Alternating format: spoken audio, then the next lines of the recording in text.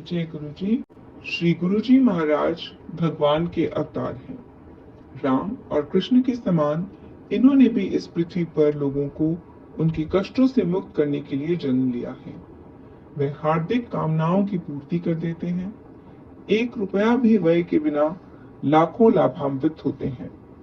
जहां पर चिकित्सक द्वारा लाखों, पंडित और तांत्रिकों द्वारा सहस्त्रों व्यय करवा देने के पश्चात भी सफलता संदेहास्पद रहती है, वहां गुरु जी को केवल आस्था, विश्वास और समर्पण चाहिए। दर्शन कीजिए और उनके आशीष पाइए। गुरु जी की दया के बिना परम की प्राप्ति नहीं हो सकती है। गुरु जी ने हमारा जीवन परिवर्तित कर दिया है। मेरा पूरा परिवार अब हर समस्या के लिए गुरु जी से ही प्रार्थना करता है।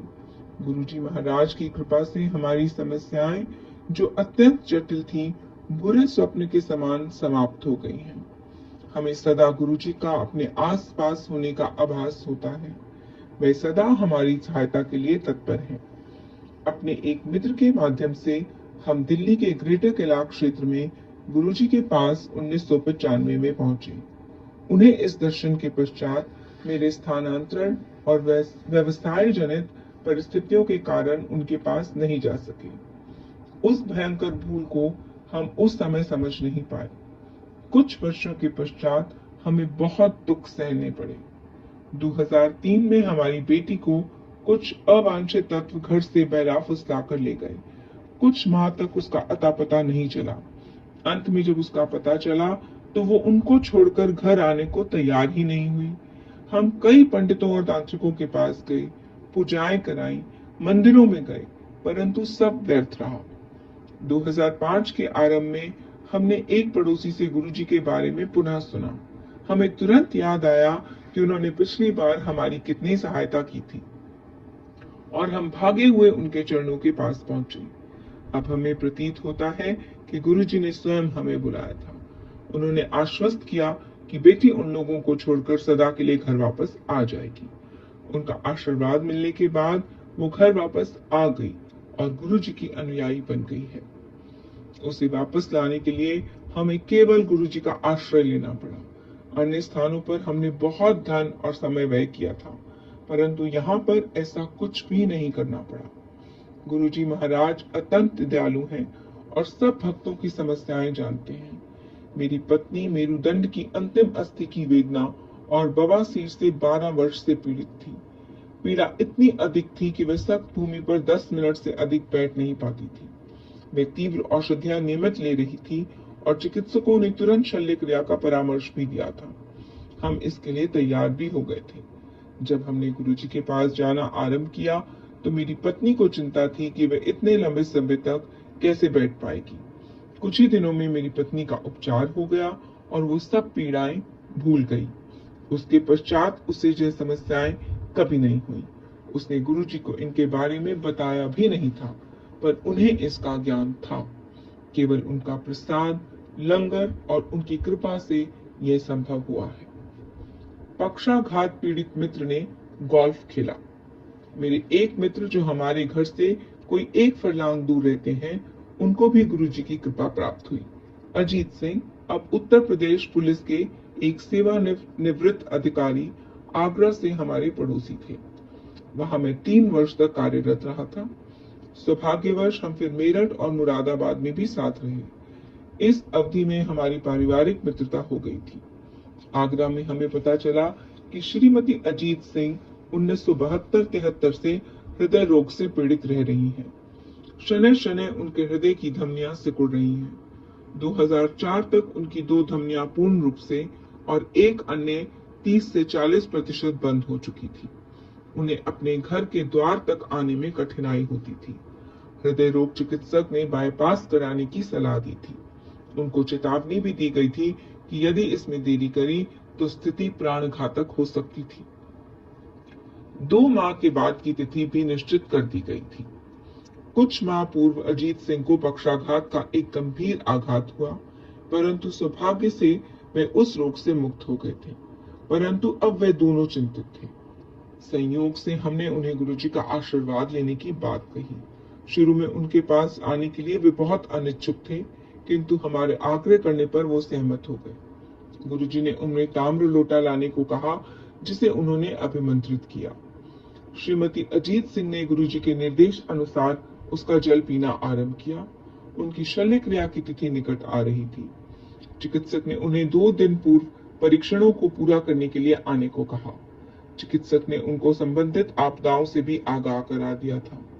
जब मेरी पत्नी को इस बारे में पता लगा तो उन्होंने पहले गुरुजी का आशीर्वाद लेने का सुझाव दिया। श्रीमती अजीत सिंह ने कहा कि यदि चिकित्सालय में सब कुछ सही हो गया तब वो गुरुजी के पास जाएंगी।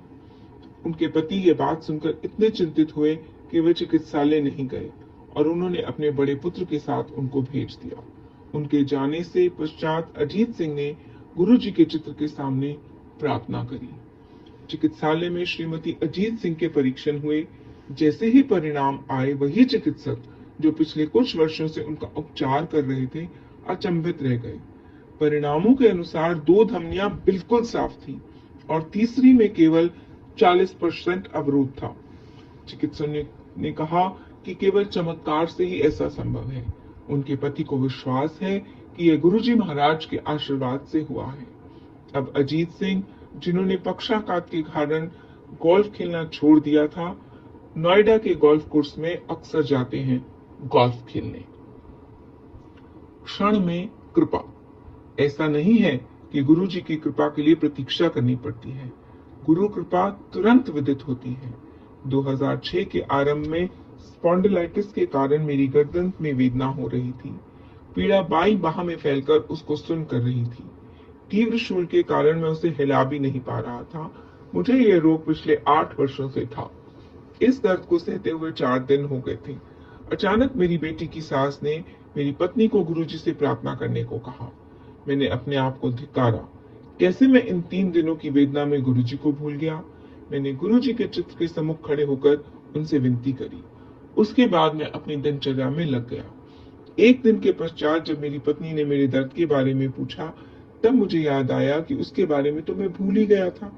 पिछले 30 घंटों में मुझे कोई दर्द नहीं हुआ था। मैंने गुरुजी को उस वेदना को समाप्त करने के लिए धन्यवाद दिया। उस दिन से मैं उस रोग को ही भूल गया हूँ। क्षणिक मुक्ति का एक और प्रसंग मार्च 2006 में हुआ। मैं अपने परिवार और मित्रों के साथ घर पर बैठा था। हम कुछ अल्प आहार कर रहे थे। अकस्मात मेरे वायु मार्ग में कुछ भोजन चला गया और मुझे श्वास लेने में कठिनाई होने लगी। मेरी आंखों से जल प्रवाह होने लगा, मेरे गले में अड़चन होने लगी और मेरी सांस मानो रुकने लगी। गला साफ करने के लिए मैंने पानी, डबल रोटी और केला खाया, पर कुछ लाभ नहीं हुआ। मैं अपने कमरे में आ गया। 15 मिनट बीत गए पर चैन नहीं आया। उसी समय मैंने गुरुजी के चित्र के सामने से निकला। मैं बिना कुछ कहे या सोचे नतमस्तक होकर उनके सम्मुख खड़ा हो गया। मैंने ऐसा किया ही था कि डकार आई और मेरा वायु मार्ग खुल गया। मुझे गुरुजी पर विश्वास हो गया। वे महान हैं।